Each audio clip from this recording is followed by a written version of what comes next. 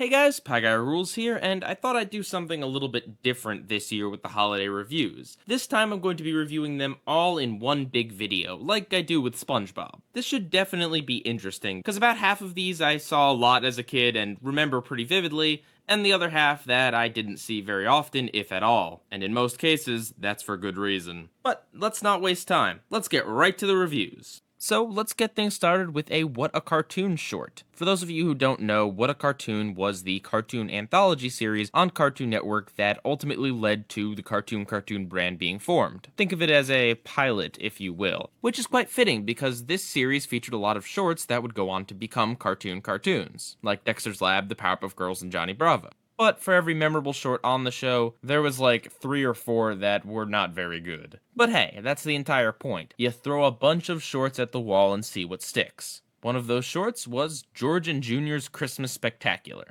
After delivering a letter to Santa too late, George and Junior have to deliver a gift to a house with a wild dog. So I had no clue who George and Junior were. At first glance, they just appear to be like discount versions of Two Stupid Dogs, which in and of themselves are pretty much discount versions of Ren and Stimpy. But that's not the case, because George and Junior predate Ren and Stimpy and Two Stupid Dogs by like 5 decades. Apparently the two bears were in a handful of MGM cartoons directed by Tex Avery, way back in the 40s, and got revived for 2 shorts in the What a Cartoon show. It's not really surprising that I thought this was a ripoff of Ren and Stimpy when it does the whole shtick of there being a big fat character who's stupid and constantly screwing things up, and a smaller short-tempered character always there to punish the bigger one for screwing up. It's a cartoon staple, but the history lesson ends here. How is the short itself? It's pretty bad, to be quite honest with you. The animation is really poor. Like, there's a lot of scenes where only one small thing will be moving. I mean, even for Hanna-Barbera animation, this is particularly stiff. One thing I can say is that even though the animation is limited,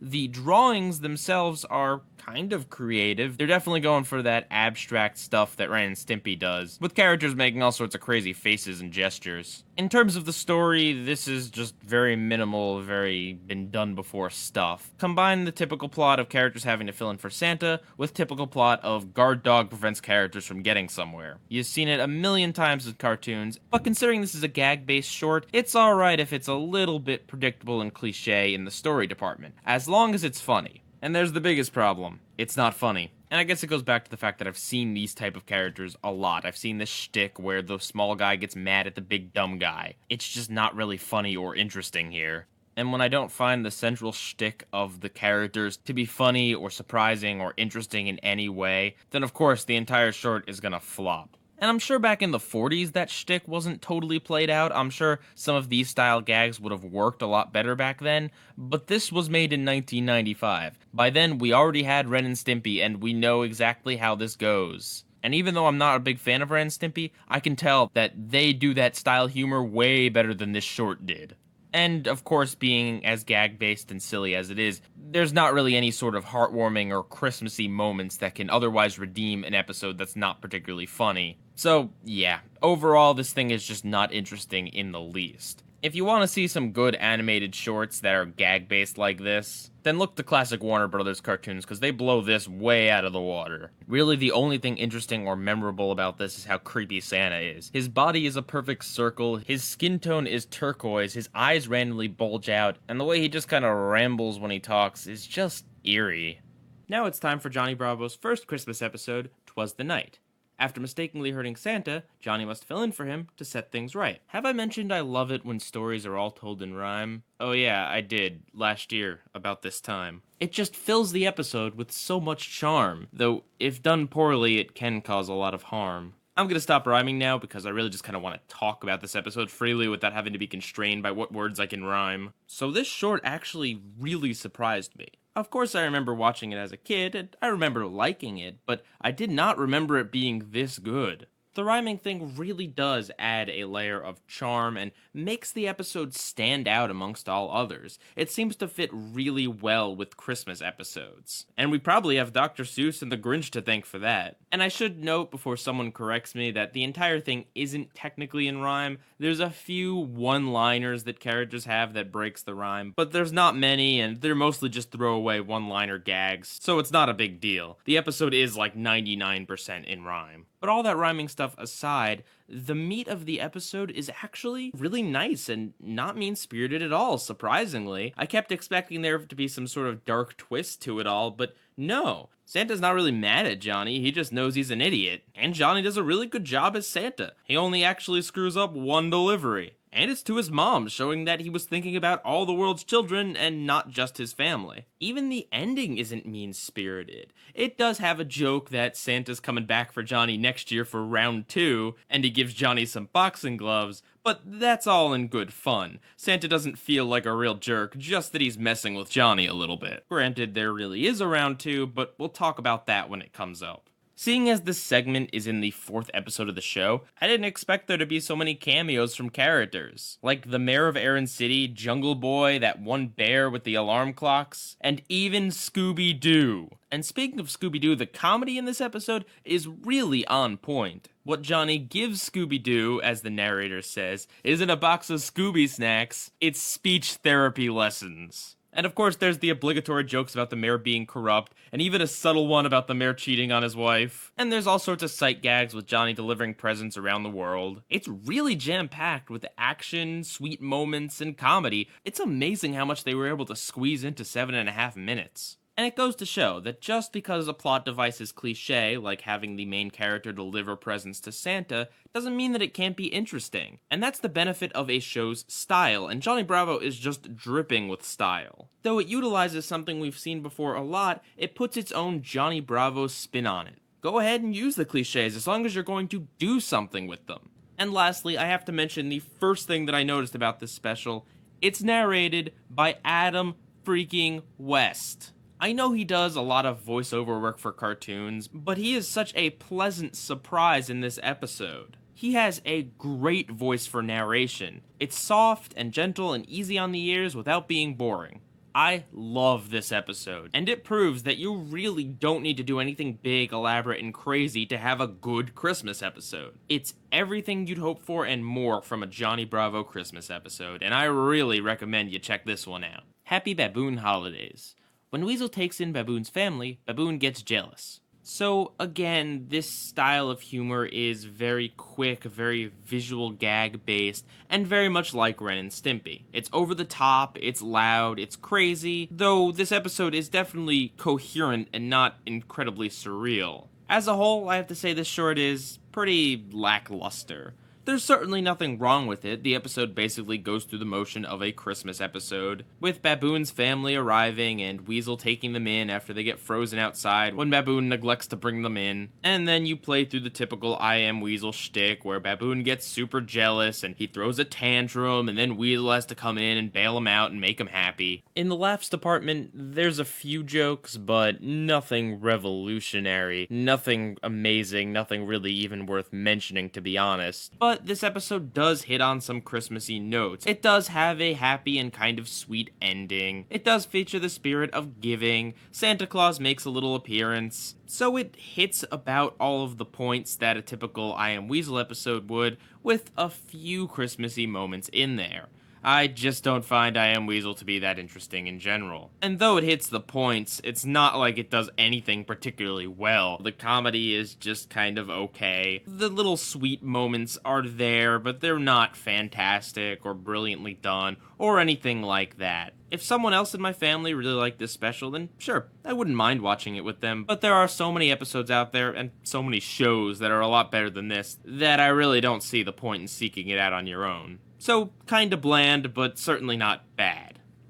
Dexter versus Santa's Claus. Dexter assaults Santa, believing him to be his father. It must be some kind of weird holiday tradition to have your boy genius character be insanely stupid come Christmas time. Granted, that was always kind of one of Dexter's shticks, was that he was a genius, but he was lacking in a lot of common sense. However, I like this episode a lot more than Jimmy Neutron's. Mostly because this is a short, so the premise being a little bit silly and absurd doesn't really bother me as much because it's just quick and gag-based. Though there is a few things I take issue with. I think the short would have been a lot better if it had just kept its focus on Dexter trying to shave Santa Claus instead of trying to gun him down in an airship. I mean, at that point, it's a lot less wacky and silly and a lot more like, holy cow, Dexter's gonna kill Santa, who he also thinks is his dad. That's another thing I would have probably changed as well. Like how if instead of thinking Santa was his dad, he thought Santa was some kind of burglar or scam artist. Kinda like in Johnny Bravo's 'Twas the Night. You could make the story so that Dee Dee and Dexter are still fighting about whether Santa Claus is real or not, and then when Dexter sees Santa, he automatically assumes it's some sort of robber or bad guy. The story would still play out very similarly, but at least Dexter would be a lot more justified in his actions. Especially because he was always trying to hide his lab from his parents. If his dad knew he had a giant airship, I think he might be a little bit suspect. But hey, there are some things to like about this, like Dexter rapping. No, not presents, like actually rapping, in a hilariously bad way. I also like that he has the line, extreme science. The Santa in this special is another unusual one in that he can only say ho up until the very end. And I kinda like that quirk. It definitely sets him apart from other Santas without making him super creepy or weird. Though, of course, a little bit of fridge logic sinks in when you realize that if Santa can actually speak, as he does at the very end, why didn't he even try to say anything to Dexter to get him to stop attacking him? Overall, there's some decent action and a few clever gags. As a regular short, it's mildly funny. As a Christmas short, and in fact the only time Dexter celebrated Christmas on his show, it's pretty disappointing. Definitely not worth checking out. Next up, another I Am Weasel episode. IR's first bike. Weasel tries to teach Baboon to ride a bike he got for Christmas. So first off, I guess I should explain the whole I Am Weasel Cow and Chicken thing. See, I Am Weasel aired as the second segment in between two Cow and Chicken shorts on Cow and Chicken. Kind of like how Dexter's Lab had Dial M for Monkey and the Justice Friends, eventually Weasel spun off into its own show where it got a handful of new shorts as well as re-airing some of the ones from Cow and Chicken. So that's why that side said it was both I Am Weasel and Cow and Chicken, when this one just says I Am Weasel and is also season 1 despite being much, much later. But semantics out of the way, I like this episode a lot more than Happy Baboon Holidays. It's basically one of those typical cartoon plots where the characters try to do something over and over and over again and fail in hilarious ways. In this case, it's Weasel trying to teach Baboon how to ride a bike, while Baboon keeps crashing in really silly ways. I didn't think it was particularly funny, but I found the format to be entertaining and enjoyable. That being said, it has a lot less to do with Christmas than Happy Baboon Holidays. Only the first few minutes and the last minute have anything to do with Christmas. It's just kind of used as a setup to get us into the main story of IR and the bike. These Christmas bits aren't bad, but they're not used to any great comedic effect, and really, in the grand scheme of things, they're not very important to the story. But it's there, so I'm including this as a quote-unquote Christmas episode. I really don't think this episode is good enough to be worth seeking out, but it's alright, and I'd definitely watch it if it was on Cartoon Network. I suppose I should also mention the Santa in this episode has completely lost his mind, as lampshaded by a reindeer. Oh, and I almost forgot the best part of this episode. Our Baboon says he likes pie. Folololo Ed.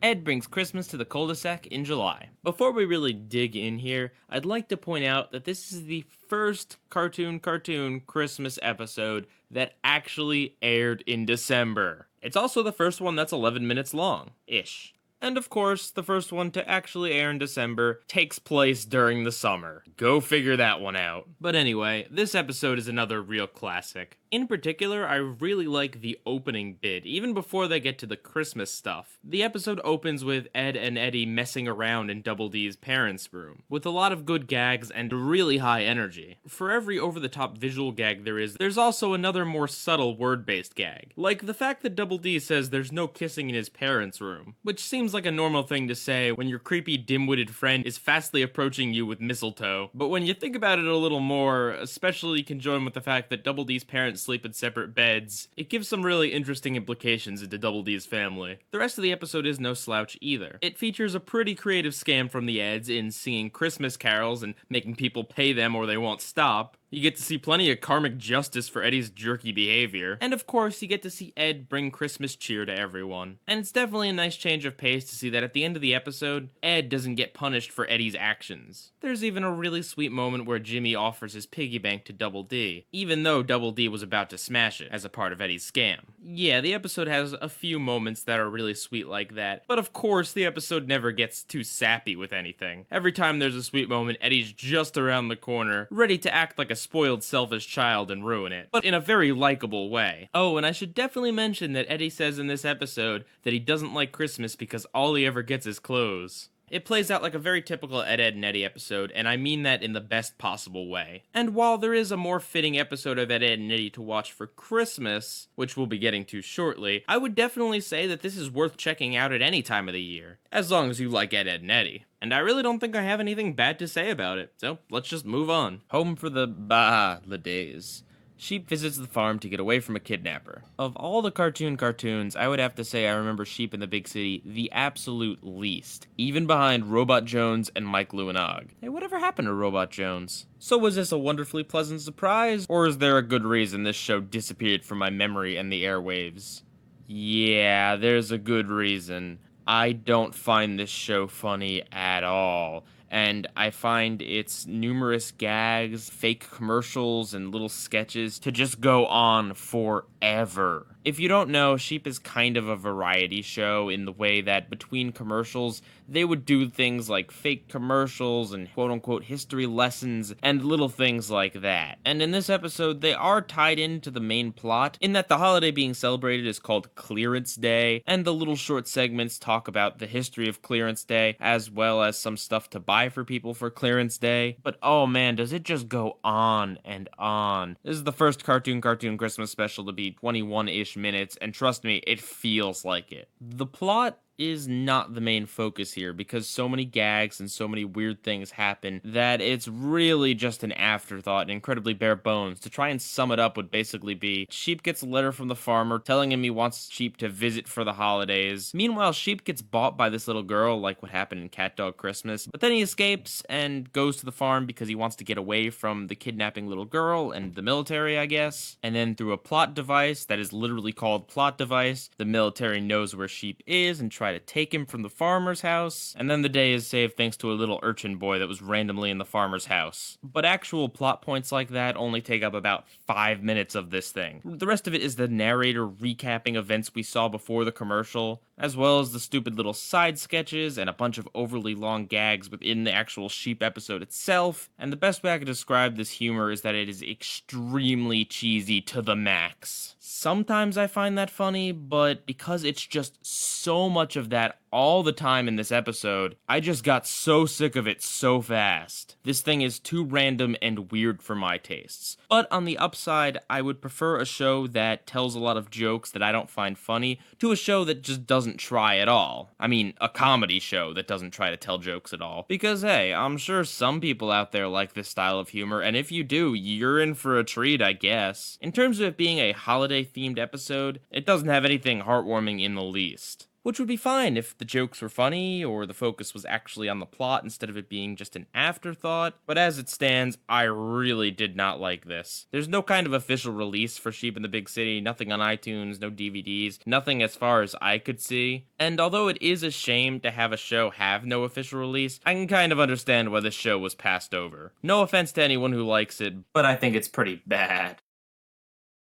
A Johnny Bravo Christmas. After forgetting to mail his mama's letter to Santa, Johnny must deliver it himself. So this Johnny Bravo Christmas episode is 22 minutes long, and it definitely feels like more of a big, elaborate Christmas special than the modest 'Twas the Night. I like this episode. It's got a lot of the Johnny Bravo shtick of him trying to hit on girls and then beating him up. It also includes some talking animals, which is a staple of the series, and an obligatory reference to Scooby-Doo, plus a random celebrity cameo. Heck, it even mentions previous episodes. Santa remembers Johnny from 'Twas the Night, and even punches him with a boxing glove, as well as the fact that Johnny remembers Donny Osmond from a previous episode, and even remarks on that time he was a part of the French Foreign Legion. Plus, it has the obligatory super sweet moment at the end where Johnny is incredibly selfless. Also, little Susie mentions baby Jesus. Never thought I'd hear the word Jesus in a Cartoon Network show, but there you go. It hits all the notes and it's a solid Christmas special. I quite enjoy watching this one. However, if given the choice between watching this and 'Twas the Night, I'd pick 'Twas the Night. As enjoyable as this special is, I think that episode managed to do everything this episode did in a shorter amount of time. And I'm not saying that to put down a Johnny Bravo Christmas, only to say that 'Twas the Night is really fantastically made. They're both very enjoyable, and I'd recommend watching both of them this holiday season, but 'Twas the Night is just incredibly well paced, and able to do everything a 22-minute episode can do in only 7.5. The Nutcracker. Courage uses a nutcracker to save Muriel from 2 ballet dancing rats. Well, it's a Courage the Cowardly Dog episode, so obviously it's great, and I don't need to talk about it. Let's just move on. Just kidding, but that is true. And there are very few episodes of this show that aren't really awesome. So this whole thing is basically Courage the Cowardly Dog's rendition of The Nutcracker, which is a classic Tchaikovsky ballet, most well known for its music. Courage the Cowardly Dog was always great at juxtaposing things. And here you have a beautiful ballet with beautiful music that takes place in a dump and performed by 2 giant rats, a dog, and an actual nutcracker. And the rats are indeed doing a ballet dance the entire time.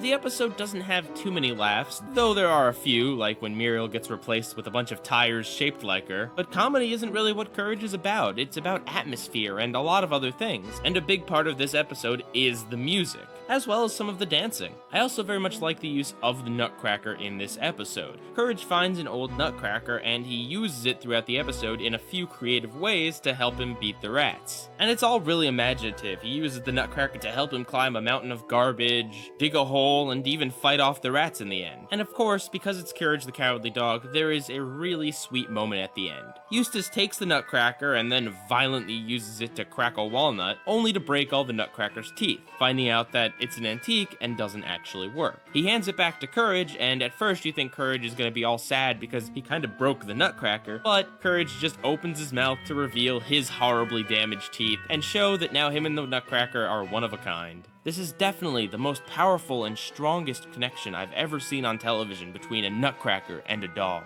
But yeah, it's Courage the Cowardly Dog. There's really nothing bad I can say about this episode, other than the fact that it's not super memorable in compared to a lot of other Courage episodes. And I should also mention that if you're having trouble remembering this episode like I was, it's because it did come late in the run, and seasons 1 and 2 seem to be the most replayed on Cartoon Network. The only other thing worth mentioning, really, is the fact that it's only as Christmassy as Nutcrackers and Tchaikovsky's music are, which does have the downside that it really doesn't have any other connection to Christmas. It would have been nice to see what Courage's take on an actual Christmas special would be, but it has the positive of being an episode that's very easy to watch any time of the year. Like I said at the start, it's a Courage episode, so of course I recommend it. Christmas con carne. When Hector puts Santa under mind control, Rupert the reject reindeer must save the day. This episode is okay. Evil Con Carne as a whole was just alright. There was definitely a reason why The Grim Adventures of Billy and Mandy was way more popular and lasted way longer than this show. The thing about this episode, though, is that it isn't about Hector or Scar or Bosco or really any of the main characters. It's about Rupert, who's a parody of Rudolph. It's kind of weird that a show about villains would want to make a saving Christmas plot. I mean, I get that the villains have to fail, but it's just weird that the focus here isn't on our main characters. Not that there's anything wrong with Rupert as far as Rudolph parodies go. He's got an awesome voice and he flies like he's a Powerpuff Girl, so there's that. Overall, there really isn't much to this special. It's not really funny, there's nothing in the way of heartwarming, the plot isn't super original, though I will say it is at least mildly interesting. As far as I can tell, there's never been an official release on this thing, but if it's on Cartoon Network, I'd say maybe check it out. It's decent, but it's not worth hunting down. 'Twas the fight before Christmas. When Princess puts everyone but her on the naughty list, the Powerpuff Girls must save the day. This special was long. Very, very long. And I don't just say that because it's 42 minutes. I say that because every little thing in this special drags on and on. From the narrator's narrations, to the sequence of Princess breaking into Santa's workshop, to the sequence of Bubbles discovering everyone has gotten coal, to the joke about how the Christmas tree lights aren't working. Every last detail of this is dragged out. It is very clear that this wasn't supposed to have been a 42-minute episode. It's just so slow. And it's so strange because the early episodes of the Powerpuff Girls that I've been watching lately have such a great energy to them. This is just wow. The plot itself is okay, it's nothing brilliant, but it's alright. You have a villain trying to ruin Christmas for everyone but her. It makes sense because Princess wants superpowers from Santa, and she's spoiled enough to want to make sure that she's the only one that gets a ton of presents on Christmas. And it would have worked perfectly had this thing not been so slowly paced. And as far as action and fight scenes, pretty much nothing happens up until the halfway point. And then we get like a 15-minute long fight scene, which is pretty cool, but it goes on too long and it's nothing fantastic. I have a feeling this thing didn't have a big budget. Not just because of the action scenes, but also there's a few animation mistakes, like points where Princess isn't moving her mouth, but she's talking. And the jokes, well, there just aren't many. Aside from the overly long Christmas lights one I mentioned, there's one about how Santa can give people superpowers but no one's ever asked for them, and another one about how the mayor likes what is their universe's equivalent to My Little Pony. So I guess you could call him a hipster brony. But jokes are few and far between. The main thing here is the plot, which is fine, except this thing takes forever to get from one plot point to the next. Unfortunately, I don't recommend this. There are a few decent moments in there, but not a single thing in this is really good. I mean, really, the most interesting thing about this episode is how at the beginning, they list off most of Princess's plots from previous episodes, as well as Buttercup mentioning she wants a BB gun in a Christmas Story reference. It'd be one thing if you sat through all the really slow moments and it gave us some things that are really fantastic, but as it stands, waiting through the slow moments only leads to some alright moments. Overall, I don't think it's worth a watch. But if you are interested, it is available on the full series Powerpuff Girls set, and really nowhere else. Though I have a feeling Cartoon Network still airs it. Next up, Ed and Eddy's Jingle Jingle Jangle. Feeling cheated by his own Christmas gifts, Eddy tries to get himself adopted before Christmas. So, as he said in Fa La La La Ed, Eddy does indeed get a lot of clothes for Christmas. This special episode had a lot of firsts for the series. It was the first time an episode took place not in the summer, and it was the first time that a new character actually spoke, this time being Santa. It was also the first episode to be inked digitally, giving the show a much cleaner look than ever before. This special is really nice. Ed and Eddy, much like Courage the Cowardly Dog, knows what it's doing when it comes to creating atmosphere, from the wonderful music to the visually diverse settings of each of the characters' houses. Ed and Eddy has always been a show that is very focused on its characters, and every single one of them gets a moment to shine in this episode. It's interesting to see how they all celebrate the holidays and interact with Eddy's scam. Going along with that atmosphere thing is that the Canker Sisters subplot is basically setting up an allegory to baby Jesus' birth. It's just like a neat little reference that at some point in the episode you pick up on. And it's definitely subtle. At first you have no clue where they're going with it. Sure, there are funny moments, like Ed's infamous line about Double D touching his udder, and the plot itself is pretty decent, but the key here is definitely the atmosphere, which is what makes it a very enjoyable viewing experience. In terms of heartwarming moments, let me put it this way. Double D and Ed's entire subplot is about trying to get Eddy to embrace the spirit of the holidays and be a nicer person, which does lead to a sweet moment. However, that moment is kinda ruined by Eddy's behavior afterwards, and I'm on the fence about how I feel about the whole thing.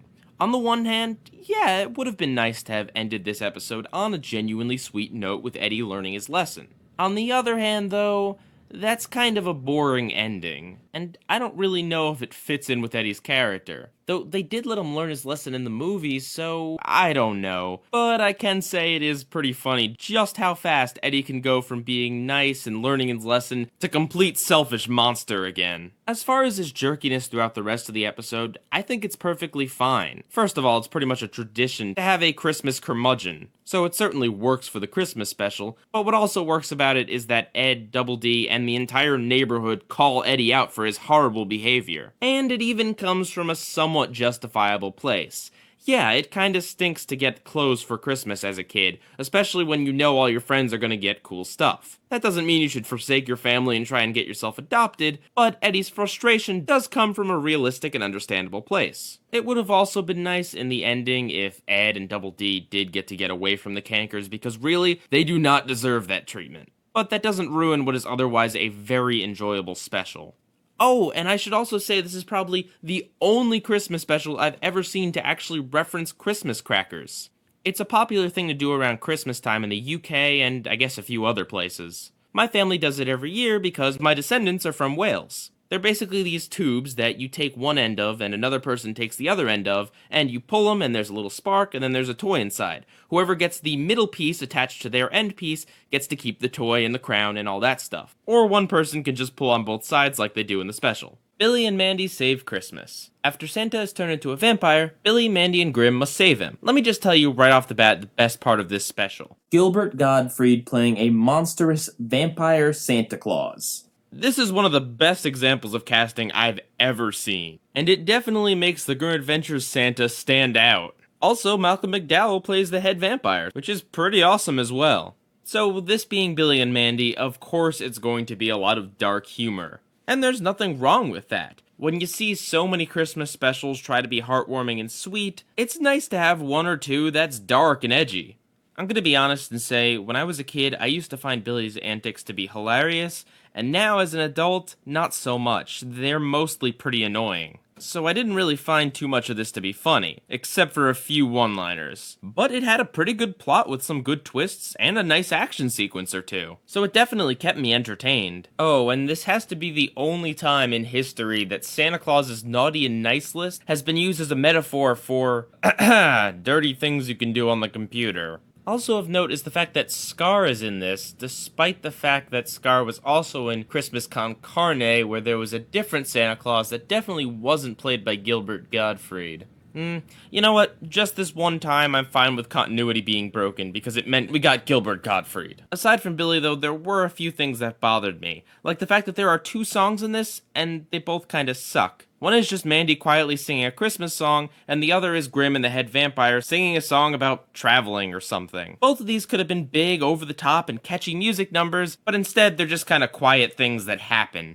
I feel like they weren't used to their full potential. I'd say it's an enjoyable experience overall, and it's worth watching if for no other reason than to see Gilbert Gottfried hamming it up as Vampire Santa. Though unfortunately, the only easy place to see this is on DVD or Cartoon Network itself. So check it out if it's on. Operation Naughty. Oh, whoops, wrong show. Sector V is framed for a Christmas crime. One thing I really love about The Kids Next Door is how imaginative it is. You have to be pretty imaginative to come up with the idea to parody the X-Men and the Fantastic Four in your Christmas special. Because that's what happens here. They parody the X-Men and the Fantastic Four, and the narrator sounds like Stan Lee.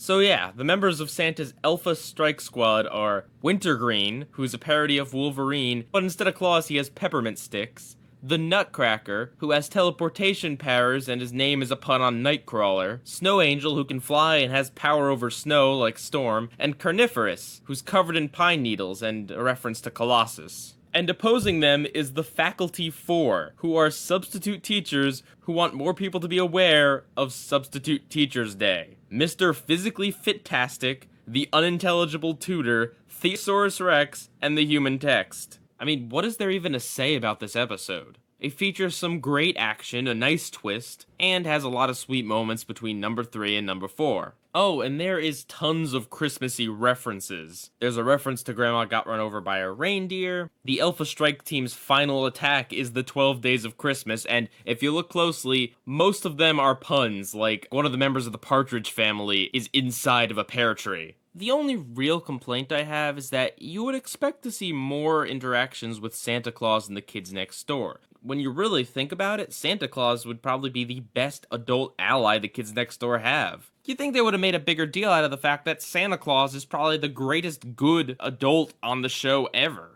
So I kinda wish that had been explored a little bit more. Maybe with the adult villains confronting Santa Claus about how he shouldn't be helping kids and should be helping adults. But hey, I'm not complaining with what we got. This is pretty awesome. You can currently find it on Netflix, DVD, iTunes, and hopefully on Cartoon Network. And I do recommend you check it out. And that is every Cartoon Christmas special reviewed. In general, I'd say these specials are very, very original and creative. And once again, not a single one of them was a Christmas Carol parody. I hope you enjoyed this and have a very Merry Christmas. Pieguyrulz, out.